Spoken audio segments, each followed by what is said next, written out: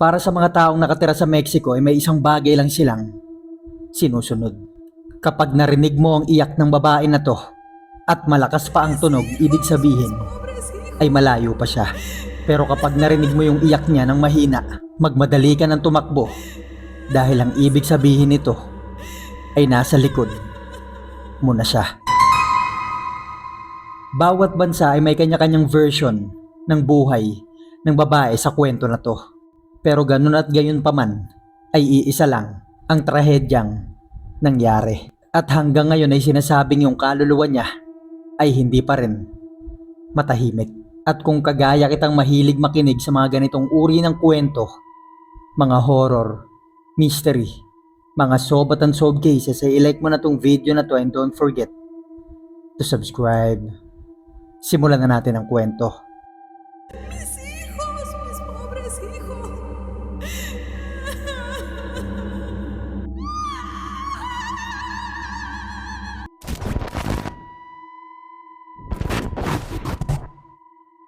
Noong 1987, si Nick Bernard ay kakagraduate lang ng kolehiyo sa San Francisco State University.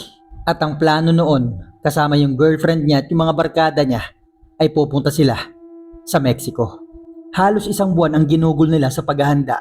Gumawa sila ng mga mapa ng mga lugar na gusto nilang puntahan, mga bagay na gusto nilang bilhin, at mga kultura na gusto nilang maranasan. At makalipas nga ang ilang linggong paghahanda, ay nakarating na nga silang 4 sa Mexico. Kagaya ng nasa plano nila, ay pinuntahan nila yung mga lugar na gusto nilang puntahan. Nag-inuman sila dito hanggang makatulog. Nagpuntahan sila sa mga mamahaling mga bar at mga club, sa puntong hindi na nila kayang umuwi sa kani-kanilang mga hotel sa Kalasingan. At makalipas ang 2 linggo nila tong ginawa, ay nakarating na sila sa Rio Grande River, ang pinakahuling lugar na pupuntahan nila bago sila bumalik sa San Francisco, California sa United States. Kilala yung ilog na to bilang huling destinasyon ng mga turista na galing sa iba't ibang bansa.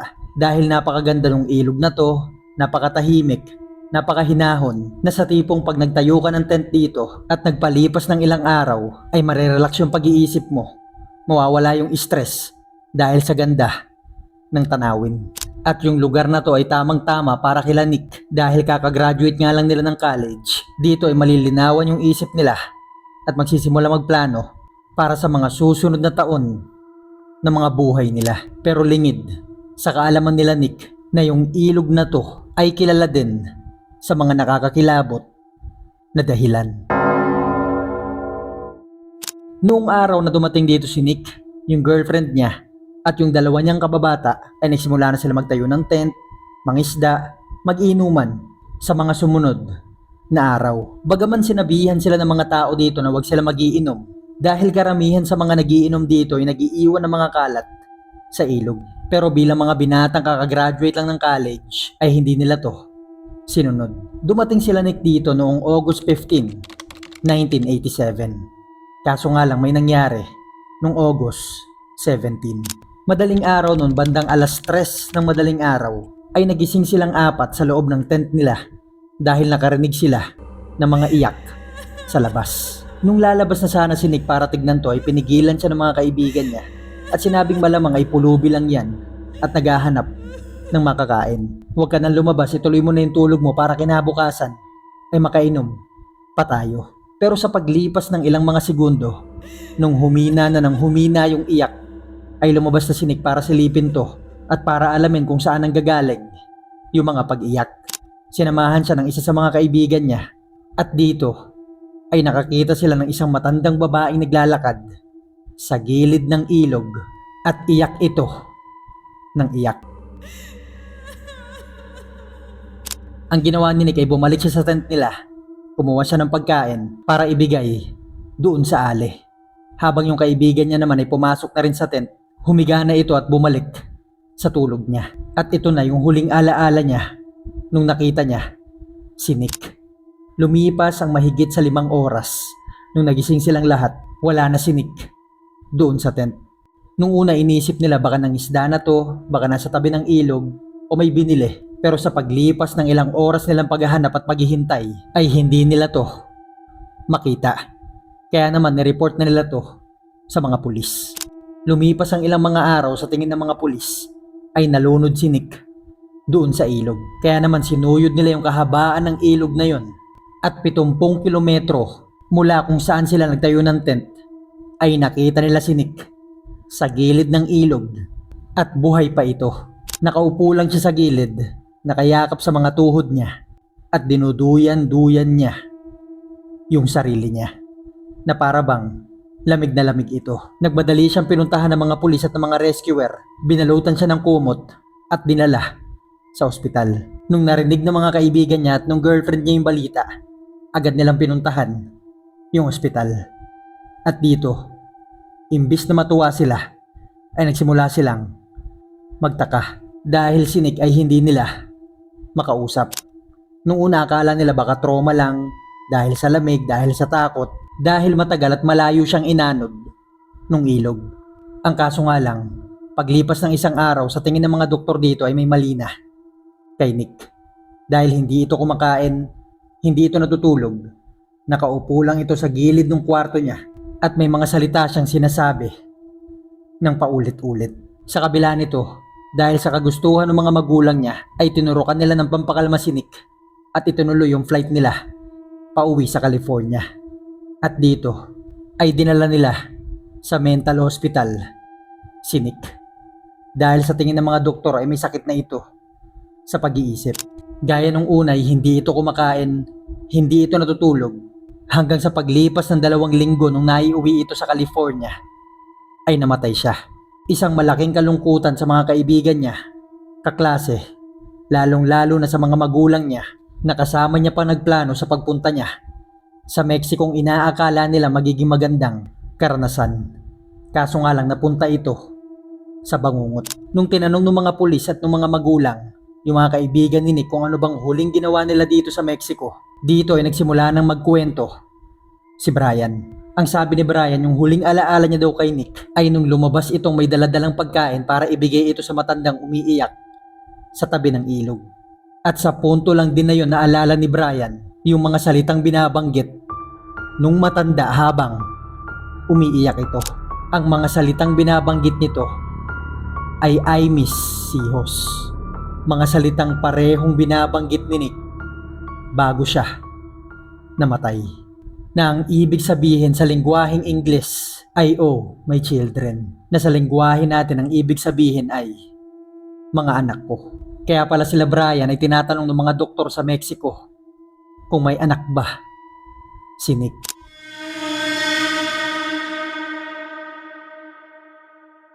Para sa ibang mga tao, yung nangyari kay Nick ay isang trahedya. Pero para sa mga nakatira sa Mexico, Ecuador, El Salvador, Costa Rica, Puerto Rico, Venezuela at Colombia, ang may kagagawan nito ay yung babaeng umiiyak sa gilid ng ilog na pinuntahan ni Nick, na kilala bilang La Llorona sa mga bansang binanggit ko.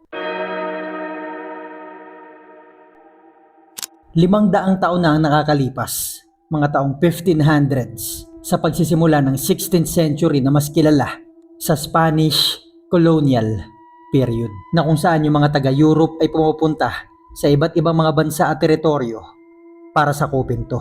At ang isa na nga sa mga bansa na yan ay Mexico. May isang bayan noon sa Mexico na malapit sa Rio Grande River, bayang kilala bilang mayaman sa isda at mayaman sa gulay.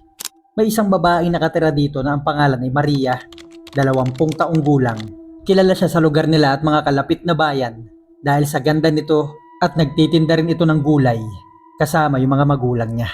Mga taong 1520s nung dumating yung mga sundalo ng Espanya sa lugar nila Maria. Hindi naman sila sinasaktan ng mga to, pero yung mga taong magtatangang lumaban sa kanila at hindi susunod sa kultura nila ay pinapatay. At hanggang yung isa sa mga kapitan o captain ng mga sundalong Espanyol ay napukaw ang mata sa kagandahan ni Maria. Dahil nagtitinda nga ng gulay si Maria noon, ay palagi siyang pinupuntahan ng kapitan na to para bumili dito, ayain siya lumabas at pakyawin yung mga tinda nilang mag-iina. Sa itsura pa lang at panunuot ng kapitan na to, ay alam na kaagad na makapangyarihan to at mayaman. Kaya naman hindi rin tumututol dito yung mga magulang ni Maria sa pangliligaw nito sa anak nila. Hanggang sa paglipas ng mga buwan ay naging magkasintahan na nga yung dalawa. Hindi nagtagal ay nagdalang tao si Maria at tinatanong niya tong kapitan kung kailan sila magpapakasal. Ang pangalan ng kapitan na to ay Hernan Cortes. Ang pangako ni Hernan kay Maria ay tatapusin niya lang daw yung mga kaguluhan, mga proyekto nila sa Mexico. Pagkatapos ay magpapakasal din sila. Ang sabi pa nga ni Hernan ay dadalhin niya si Maria sa Europe. Nung narinig ito ni Maria ay napayakap na lang siya kay Hernan dahil alam niyang magiging maganda ang buhay nila dito, magiging anak nila. Sa paglipas ng ilang mga taon ay 2 lalaki na yung anak ni Maria at ni Hernan. Bagaman masasabing tumaas yung antas ng pamumuhay ni Maria at ng mga magulang niya dahil sa perang binibigay ni Hernan, ay masasabing halos si Maria na lang ang nagpapalaki sa 2 nilang mga anak. Dahil minsan ay 1 linggo o mahigit sa 1 buwang hindi umuwi si Hernan dahil nga sa trabaho nito at responsibilidad bilang kapitan ng sundalo ng Espanyol. Sa kabila nito si Maria ay palaging masayang naghihintay sa pag-uwi ni Hernan. Hawak-hawak yung pangako nito. Napapakasalan siya nito at dadalhin siya sa Europe. Mga taong 1528, 6 na taong gulang na yung panganay na anak ni Maria at 4 na taong gulang naman yung bunso. Magdadalawang buwan na ang nakakalipas na hindi umuwi si Hernan. Pinakamatagal na to sa makalipas na mga taon. Ang ginagawa ni Maria ay palagi siya nagtatanong sa mga kasamahan ni Hernan sundalong nakaistasyon sa lugar nila. Tinatanong niya kung kamusta na ba si Hernan, may sulat ba tong pinadala, dahil dati-rati linggo-linggo ay nagpapadala ito ng sulat. Hanggang lumipas pa ang ilan pang mga buwan ay nagsisimula na magchismisan o pag-usapan si Maria ng mga kapitbahay niya na mukhang iniwan na siya ng kapitan niya. Kapag binibiro yung mga anak niya kung nasa na yung tatay niya ng mga tao, ay nagagalit sa Maria at kadalasan dahil dito ay napapaaway pa siya. Yung lungkot na nararamdaman ni Maria sa paglipas ng mga buwan ay napalitan na ng galit at puot. Palagi niya rin binabasa yung huling sulat sa kanya ni Hernan na mag-iisang taon na ang nakakalipas na ang pangako nito sa kanya, pagbalik niya ay magpapakasal na sila at pupunta sa Europe. Sa sobrang galit niya ay sinunog niya yung mga sulat ni Hernan. Si Maria ang dating masiyahin na tagatinda ng gulay ngayon ay bugnutin na, palaging napapaaway at palaging galit. Hanggang lumipas pa ang mahigit sa 1 taon nung nakatanggap siya ng sulat mula kay Hernan. Bagaman galit siya dito ay nabigyan siya ulit ng pag-asa na hindi pala siya nakalimutan ng mahal niyang kapitan. Ang kaso nga lang, nung nabasa niya to, yung puot at galit na kinikimkim niya sa makalipas na mga taon ay dumoble lang ng malala. Dahil ang nakasulat dito ay kukunin daw ni Hernan yung 2 nilang anak, dadalhin niya sa Europe dahil ikakasal na siya sa ibang babae. Humihingi pa ng pasyensya si Hernan sa dulo ng sulat. At dahil dito, sa halo-halong emosyon na nararamdaman ni Maria, ay hinila niya yung 2 niyang anak. Pumunta siya sa malalim na parte ng ilog na malapit sa bahay nila at nilunod niya yung mga to. Ang tanging nasa isip lang ni Maria habang ginagawa niya to ay kung hindi ako magiging masaya, hindi ka rin dapat maging masaya. Ang nasa isip ni Maria ay sa paraan na yon ay magagantihan niya na si Hernan. Ang kaso nga lang, nung dumating na yung puntong nakita niyang hindi na gumagalaw yung mga anak niya, doon niya lang napagtanto yung karumal-dumal na bagay na ginawa niya. Sa paglipas ng ilang mga araw, ay ilang mga report at usap-usapan sa bayan nila Maria na nakikita daw nila to sa gilid ng ilog at umiiyak, suot-suot yung pangkasal niyang hinanda sa pag-uwi ni Hernan. Umiiyak ito at hinahanap yung mga anak niya. Tuwing madaling araw at gabi lang nila itong nakikita. Pag nilalapitan nila to, sa pagtataka nila ay hindi nila ito magawang lapitan. Dahil para bang yung bilis ng lakad nila ay ganun din yung nagiging bilis ng lakad ni Maria. Hanggang dumating yung araw na gumulat sa mga tao dun sa lugar. Dahil natagpuan ng mga mangingisda yung bangkay ni Maria at yung 2 niyang anak doon sa ilog. At ayon sa mga pulis ay mukhang 1 linggo na tong patay. Ang ibig sabihin lang nito ay imposibleng si Maria yung nakikita nilang umiiyak na naglalakad doon sa ilog. Dahil noong mga araw na yon ay patay na dapat siya. Sinubukan nilang alamin kung ano naging sanhi at bakit sila nalunod doon sa ilog. At nalaman lang nila yung dahilan nung nakita nila yung huling sulat ni Maria na hindi niya na naipadala kay Hernan. Ang nakasulat dito ay wala ka nang aabutang mga anak. Hanapin mo sila sa ilog. Ang mukhang nangyari habang sinusulat ni Maria yung mga sulat na yon, sa halo-halong emosyon na nararamdaman niya, ay hindi niya na ito natapos. Dinala niya na yung dalawang bata dun sa ilog. Nilunod niya. At nung na-realize niya na yung kasalanang ginawa niya, ay nilunod niya na lang din yung sarili niya. Ayon sa mga libro at mga paniniwala ng ilan, yung kaluluwa ni Maria ay hindi pinayagang makatawid sa kabilang buhay hanggat hindi niya nahahanap yung mga anak niya. Sa makalipas na halos 500 taon hanggang ngayon, ay sinasabing pagala-gala pa rin yung kaluluwa ni Maria sa ilog na yon hanggang sa maging mga karugtong na ilog nito at patuloy pa rin hinahanap yung mga anak niya.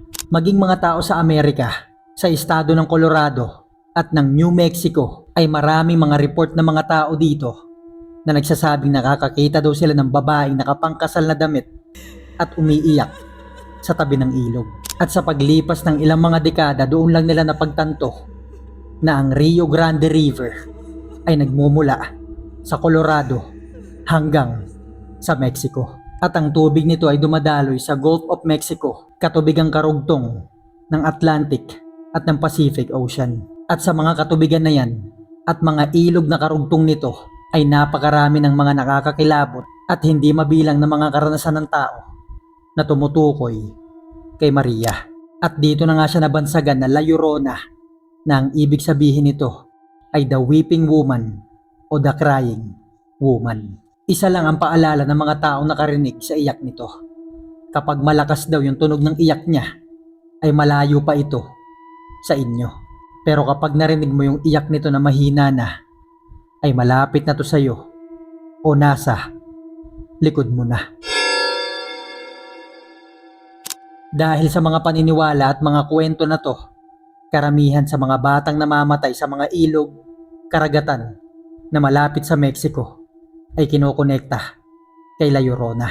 Dahil ang paniniwala kapag may nakikita itong bata at napagkakamalan niyang anak niya to, ay sinasama niya to at nilulunod sa ilog.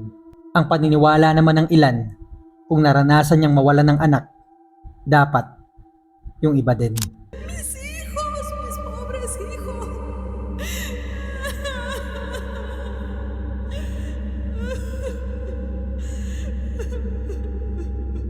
Mi hijo.